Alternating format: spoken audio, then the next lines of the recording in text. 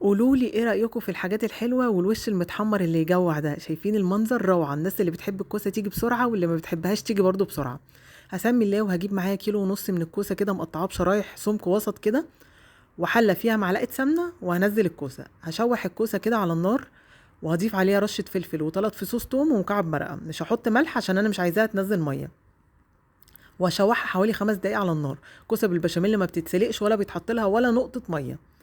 جبت كده كسرولة على النار فيها 4 معالق كبار سمنة و6 معالق كبار دقيق، قلبتهم لحد الدقيق ما غير لونه، ونزلت عليهم ب6 كوبايات من اللبن، يعني كيلو ونص من اللبن. وضيفوا اللبن بالتدريج عشان البشاميل ما يكلكعش معاكم.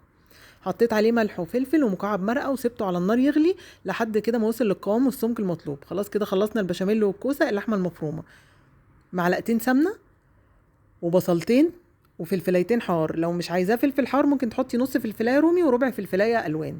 شوحتهم كده ونزلت عليهم بكيلو الا ربع لحمه.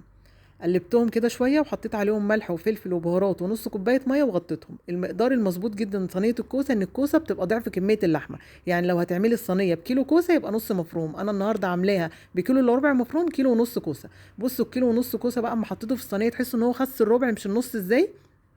يعني الكميه مش كتيره خالص. حطيت اللحمه وضغطتها وسويتها، وبعدين البشاميل محطتش ولا بيض ولا جبنه ولا اي حاجه، ودخلتها الفرن على اعلى درجه حراره. قعدت بالظبط ساعه الا ربع. طعمها حلو قوي قوي قوي. لو عملته 10 صواني هيخلصوا في نفس اليوم من جمالها. جربوا.